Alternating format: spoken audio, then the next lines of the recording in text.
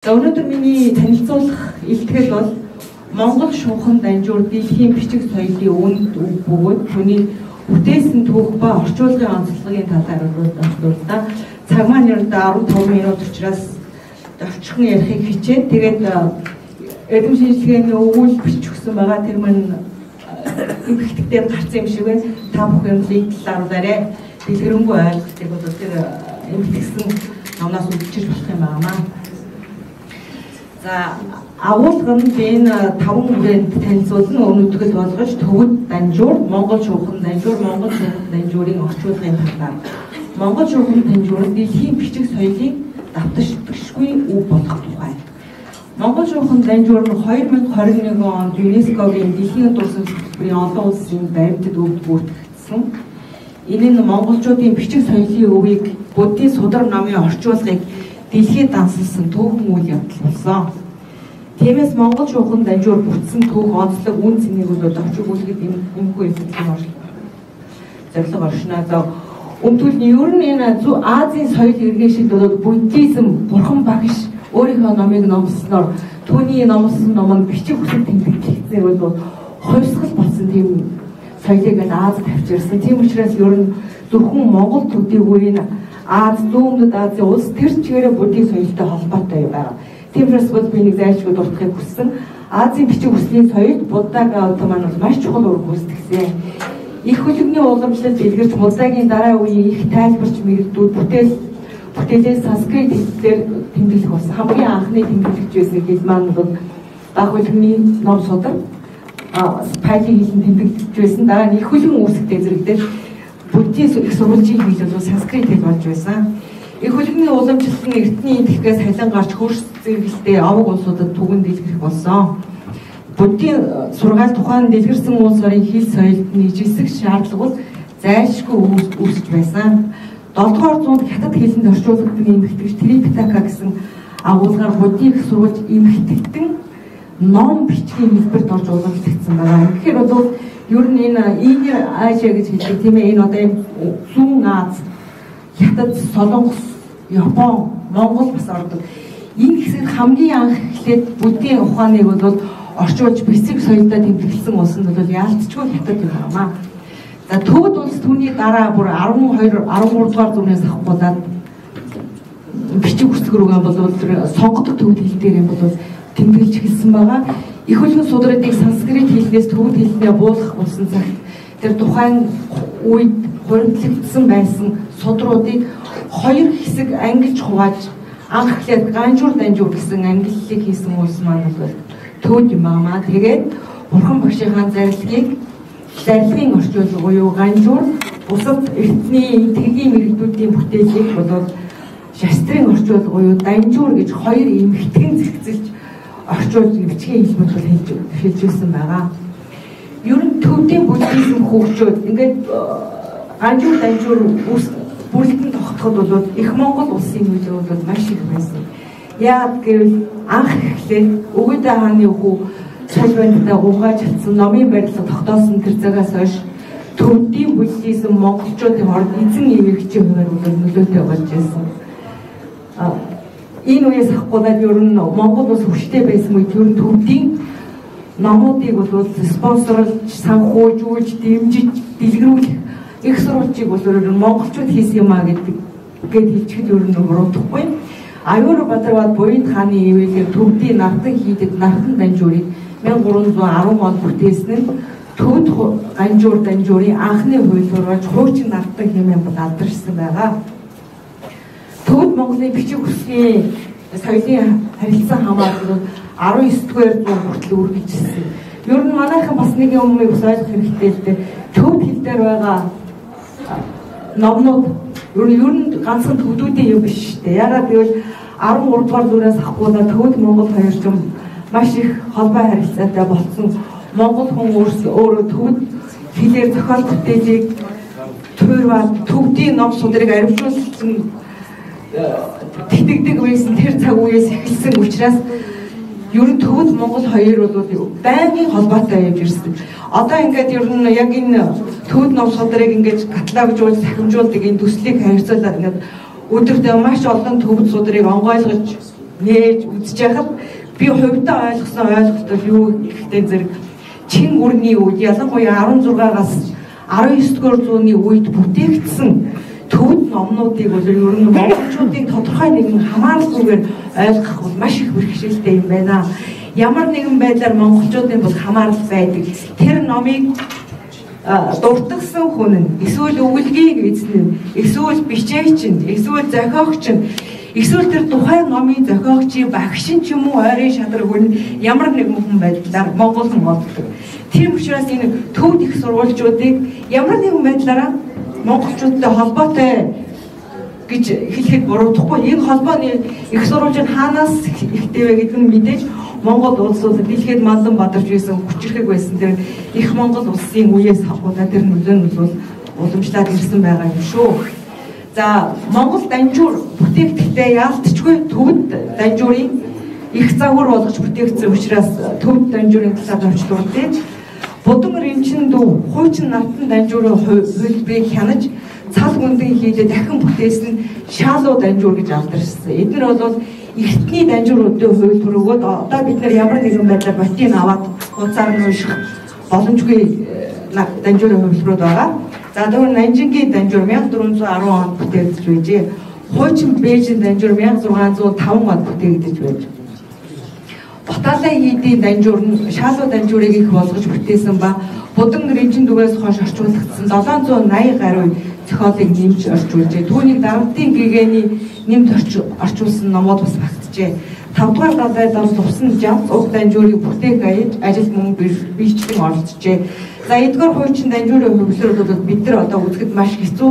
Зарим нэгэн боторон бол хятад Бээжингийн номын санд хадгалагддаг боловч олон нийтэд бол нээлттэй бус тийм данжуурын хөвлөрүүд байгаа. За өнөөгийн байдлаар бүрэн ихээр байгаа бидний батуудад нь хурж унших болцоотой данжуурын хөвлөрүүд гэвэл ерөнхийдөө энэ 5 байна. Бээжин данжуур 1724 он Найрал Төв хааны ивээс бүтээгдсэн модон гарын хөвлөр байгаа. Нийт 225 байна. Алтан данжуур 1700-аас 1731-ээс 1740 онд бүтээгдсэн аврал бичмэл хөвлөр нийт 225 байна. Алтан бэхээр бичсэн цор газ гар бичмэл хөвлөрийн данжуур гэж байна. За Нартан данжуурын модон гарын хөвлөр 1741-ээс 1742 онд бүтээгдсэн. Энийг бол хуучин Нартангийн сэргээсэн хөвлөр гэж ойлгож болно. Нийт 223 бат байдаг байна. За дараагийн хөлбөр нь дэрэг данжуур. Энэ дэрэг данжуур бол судлаачдын хамгийн их мэддэг судалгаанд авч хэрэглэдэг данжуурын хөлбөр байгаа. Энэ 1737-аас 1744 оны үед бүтээгдсэн нийт 213 бат. Жонон бар гэж хэлдэг. Жонон барын данжуур гэж хэлдэг. Жоны данжуур Амдогийн Жоны нутаг Танхүү Жавин норын дуртагсаар бүтээгдсэн модон барын данжуурын хөлбөр бөгөөд нийт 209 бат. Одоо эдгээр бүр бүтнээрээ байгаа данжуурын хөлбөрүүдийг бид нар бол хаанаас ч авч үзэж унших болцоотой. Яг би энэ төвд данжууруудыг дурдж байгаа гэхдээ зэрэг Монгол данжуур бүтээхдээ яалтчгүй төвд данжуур дээр суурьж бүтээгдсэн.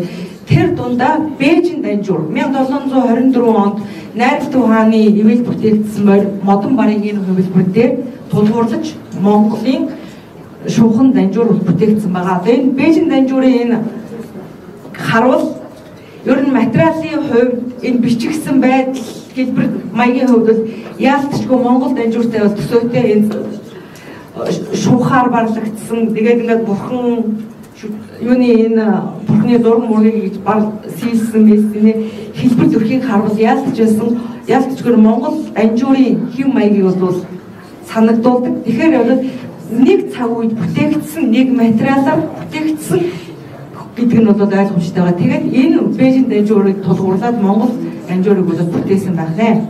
За Монгол шуухан данжуур нь 1742 оноос 1749 оны хооронд бүтээгдсэн. Монгол улс бол манж чингүрний хэрэгшээл орсон зонхын шашин буюу Билэгвагийн ёс эрчимтэй дэлгэрсэн Монголын бурхны шашны оргил үе бол энэ манж чингүрний нөлөөнд байх үе гэж тооцож үздэг. Энэ үед бол Монголын оргил болсон шашны их сурвалж бичгүүд, орчуулгын бүтээлүүд бүтээгдсэн байгаа. За энэ Монгол данжуур нь Тэнгэрийг тэтгэсэн хааны зарилгаар Монгол данжуурыг монгол хэлний орчуулд эмхтгэж хэвээ гэсэн хэлээр болсон. Энэ тэнгэрийг тэтгсэн хаан маань юу гэж зарлигдсан тэр тухайн үйл явдлыг болохдоо зэрэг мэрэгд гарахын орон болоод Туган гэгэний зохиолсон Жанжаа хотод ролбид оржийн намтарт одоо дэлгэрэнгүй өгүүлсэн байдаг. Энэхүү зарлигийг одоо Жанжаа хотод ролбид орж бай дээдлийн хүлээн авч данжуурыг монгол хэлний орчуулан бүтээх ажлыг эхлэхээс урьдч нэр томьёоны гарын авлага бэлдэх шаардлагатай байгааг хаан дууламжлсан. Хаан тэр мот болтугай хэмээн зарлигдсан тулд мэрэгд гарахын орон нэрт тогтоосон дайгийг 1742 онд бүтээжээ. Бурхны шашны нэр томьёо орчуулгын онцлог зэгцэлсэн түүхэн дэвшил гарсан. Монгол данжуурыг бүтээх үйл ажиллагаанд өөр монгол хошууд хувилгаан хутагт нар номын ёсонд мэргэжсэн төвд монгол хэлэнд нэвтрхийг илмэрчээд үйзэн болон амдоогийн 5 ухаанд мэрэгдсэн мэргэд Бээжин хотын төвд хийдийн тэргүүн зам нар тангууд монгол хүчгийн сургуулийн ловон нарын бүрэлдэхүүнтэй 200 гаруй мэргэд Бээжин хотноо цугларсан байна. Тухайн үед бол Монголын бүс нутаг бүрээс олон хэлт эрдэмтэн мэргэн зам нарыг цуглуулад 200 гаруй хүнийг цуглуулад данжуурыг орчуулан эмхлэх ажлыг эхлүүлэхэд тухайн хүмүүс нь Монгол хэлний нутгийн хэл аялаг тухайн ойлголтыг тэмдэглэх үг ойлголтын тэмдэглэгээний ялгаа зурв мөн түрүүнд нь орчуулчихсан Монгол хэл рүү орчуулчихсан байсан судруудын ойлголт нэр томьёоны зүрийн сулаад яалтчгүй нэгэн хэв загвартай болгож стандартчилж журлах хэрэгтэй юм байна гэсэн шаардлагын үйлдэлээс мэрэгд гарахын орны нэр тогтоосон дайгийг зохиосон байгаа. Энэ бүтээл маань хоёр үндсэн дэвшлийг бол Монголын орчуулгын төвөнд тавьчирсан байдаг. Нэгдүгээрт нь буддийн холбогдлолтой нэр томьёог стандартчлах. Өөрөөр хэлбэл нэг ойлголтыг олон янзын үг хэлээр тэмдэглэхгүй болох зөвхөн нэг үг хэлээр тэмдэглэх болно гэсэн үг. За хоёрдугаар орчуулгын онцлог зэгцлэх. Ер нь орчуулгын онц гэдэг чинь улс шаж улсрын үеэс хавуулаад тодорхой хэмжээний хэв загвар уламжлагдаад яваад байсан. Гэхдээ тэр нь бичиглэгдэж, тэмдэглэгдэж энэ стандарт болоогүй байсан. Яг энэ дагуу ингэж орчуулах юм шүү, ингэж хийх юм шүү, ийм хэм маягтай байх юм шүү гэдэг зүйл маань цаасан дээр буугаагүй байсан. Тэр зүйлийг ингэж эмхтгэж өгснөө мэрэгд гарахын орон бол Монгол данжуурыг монгол хэлний төрний хөрвүүлж эмхтгэхэд бол маш их чухал үүрэг гүйцэгдсэн байгаа. Үүнийг бол монголчуудын орчуулгын дэлхийн орчуулгын түүхэнд гаргасан дэвшил ололт гэж тэмдэглэдэг. Яг тэр 1700 хэдэн он 18 дугаар зууны үед монголчууд орчуулгын онолыг ингэж системжилж байсан нь бас дэлхийн түүхэнд бас нэг шин содон зүйл байсан шүү гэдгийг би зориулж дурдмаар байна. За Жанжаа хотод бол ингээд данжуурыг орчуулан эмхтгэх ажлыг бол толгойлон гүйцэтгэсэн байгаа. Тэгэхдээ бол сайн цогтын нэгээд усан дамбын яам, алтан ширээт тусан дамбын яам гэж хэлдэг.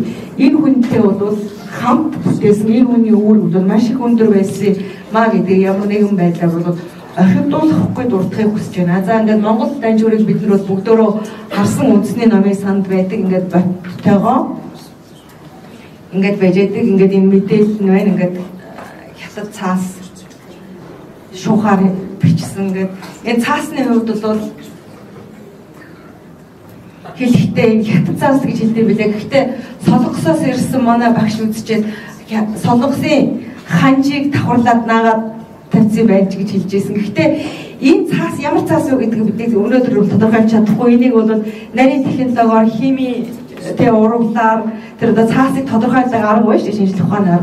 Тэргээр би тодорхойлж чадна. Өнөөдөр бид нар ингэж дөнгөж дүрсийг харчаад ийм байх, тийм байх, хятад Монгол төвд гэж ингэж цаасыг нэр тохон хэлэх бол маш их мөчлөг тутагтай зүйл шүү гэдгийг би бол энд бас тэмдэглэж хэлхийг хүсэж байна. За ингээд Монгол данжуур маань иймэрхүү байдалтай харагддаг. За түрүүч үзсэн Бээжинд хэвлэсэн төвд данжууртай бол ерөнхийдөө маш агилхан харагдаж байгаа биз хэлэн л өөр болохоос. За ингээд ер нь Монгол данжуурыг уншаад үзэхэд ингээд заримдаа бас бэрхшээлтэй зүйл ингээд гардаг. Одоо жишээлбэл ингээд ийм өсгөнд гаргахдахгүй ингээд барлагдахтаа ингээд тийм бих мэхин ингээд юу ятсан урсцсан ийм юмнууд гардаг.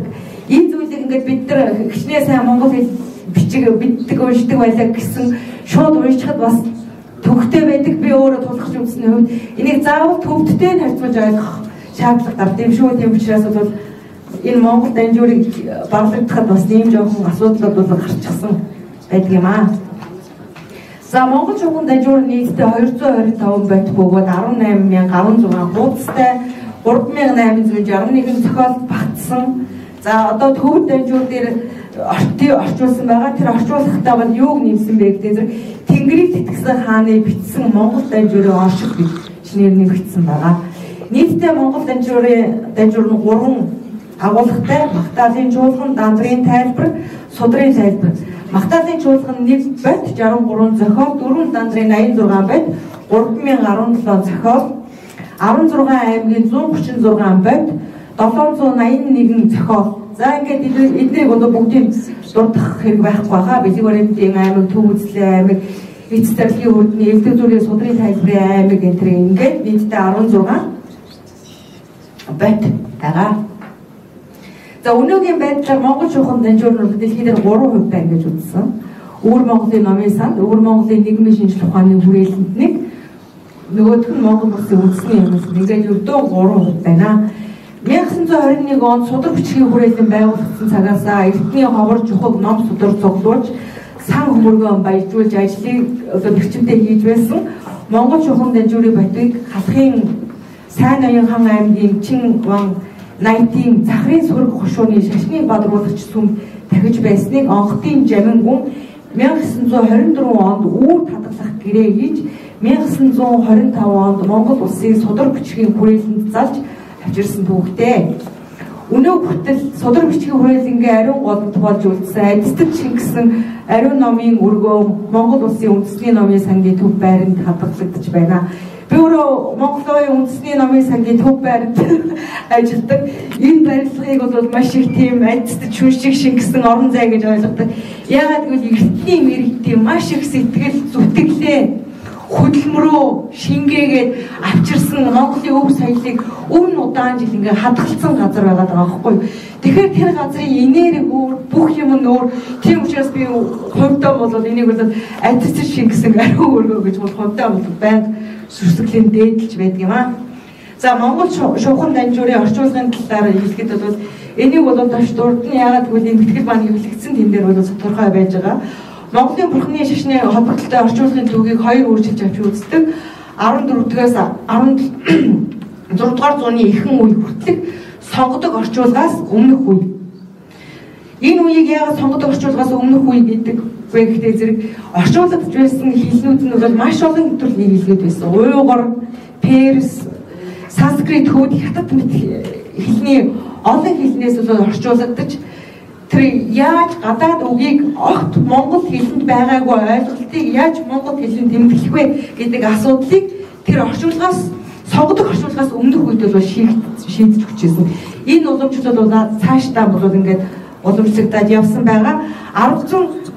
Арга зүйн үүргийг бол ямар ном гүйцэтгэж байсан бэ гэдгийг бол олон улсын эрдэмчин судлаачид бол энэ Пагул Ламын одоо бичсэн мэдгэдэггүй бэлэгтэй яг ээгүүл чимээс аштрыг бүждийн онлын нэр томьёонуудыг бол орчуулахад бол 10 өөр гүйцэтгэдэг гэж хэлсэн байгаа. Яагаад гэвэл зэрэг энэ бол 1310 хэдэн он байна. Тэр онд бүтээгдсэн ном учраас тэр хамгийн анх эхлээд философийн ойлголтуудыг бол монгол хэлний хөрвүүлсэн. Энэ зарчмыг дагаад ер нь дараагийн орчуулгууд ер нь эмгэгтэйч байсан гар бичвэл монгол ганжуур хүртэл энэ орчуулгын зарчмыг баримталж байсан гэд олон улсын эрдэмтэд судалж байгаа манай эрдэмтчид бас энэ тал дээр санал нийлэх баг. За дараагийн орчуулгын 2 дугаар үеийг бол тоож сонгодог орчуулгын үе гэж хэлдэг. Энэ л тоозог 16 дугаар зууны сүүл үеэс 19 дугаар зууны үеийг хамардаг. Энэ үед бол их хөлгөн судруудыг бүрэн ихээр нь орчуулах, ганжуурын орчуулга, их хэмжээний төвөд хэлнээс орчуулах, уламжлалт орчуулгыг стандартчлах гэсэн ийм бол хүрээнд явагдаж байсан. Яагаад энэ үеийг сонгодог орчуулгын үе вэ гэдэг зэрэг жинхэнэ хэлбэршээ тогтчихсон бүдтийн их сурвалжууд ганжуур данжуурууд ингээд төвд хэлэндээ ингээд огтчихсон тийм их сурвалжууд буддист канон гэж хэлдэг тийм судруудын ганжуур данжуур гэх мэтийн номнуудыг бол зөвхөн төвд хэлнийг баримталж орчуулдаг болсон. Гэхдээ төвд хэлийг баримтлана гэдэг нь болохоор ганцхан төвд их сурвалжийг хараад төвд хэлнээс орчуулна гэсэн үг биш. Тухайн төвд хэлээр бичигдсэн хэлбэр тэр уламжлалыг дагаад орчуулна гэсэн бол утгатай гэдгийг хэлхийг хүсэж байна. Энэ үед бол маш олон төрлийн орчуулгууд хийгдчихсэн. Гэхдээ бас мэргэд гарахын орны хүртэл ямар нэгэн байдлаар орчуулгын нэр томьёоны хувьд, арга барилын хувьд, арга зүйн хувьд бол стандарт журмлагдсан байдалд бол ороогүй байсан. Энэ үүргийг бол мэргэд гарахын орны нэр тогтоосон даяг тогтоосоор шийдэгдэж өгсөн гэж ойлгож байна. Яагаад гэвэл зэрэг 1742 онд бүтээгдсэн мэргэд гарахын орноос хойш 1800-аад 1900-аад он хэрвээ ямар нэгэн зохиолыг төвд хэлнээс ч юм уу бусад хэлнээс монгол хэл рүү орчуулах шаардлагатай бол баримтлах их сурвалж бичгнүүд юу байх вэ? Мэдээж мэргэд гарахын орн байна. Тийм учраас мэргэд гарахын орн бол энэ тухайн цаг үеийн бол арга зүйн үүргийг бол гүйцэтгэх болсон гэж ойлгож байна. Монгол шугам ганжуурын орчуулга бол энэ хоёр үеийн онцлогийг бол хоёуланг нь багтаа. Яагаад хоёуланг нь багтаа нэгтэй зэрэг энэ 7 жилийн хувьд бол монгол ганжуурыг бол орчуулаад барыг сийлээд ингээд бүтээсэн байгаа. Тэр 300-аад гаруй бат зохиолыг яагаад ингэж ийм хурдан хугацаанд дамжуулаа гэхтэй зэрэг ихэнх гэж одоо мэдэхгүй шүү дээ. Яг хэдэн хувь гэдгийг судлаад тогтоочихсан ямар нэг юм одоогор байхгүй. Ямар ч байсан 50% ч юм уу тийм өмнө нь орчуулагдсан байсан. Тэр бол дахин янзлаад дахиад хянаад орчуулад ингээд төгсгөлийн үг нэмээд Монгол данжуурт бол багтаасан байгаа. Тийм учраас Монгол данжуурд бол хуучин орчуулга тодорхой хэмжээгээр бол шингэсэн байдаг.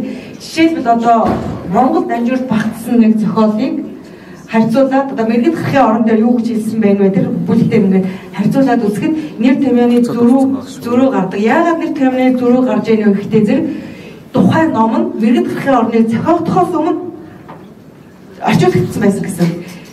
Мэргэд гарахын орныг зохиочоод данжуурыг орчуулж байгаа мэрэгчтэй бариулаад ингээд орчуулсан чинь энийг ингэж орчуулах юм байна гэдэг даах хэрэгтэй.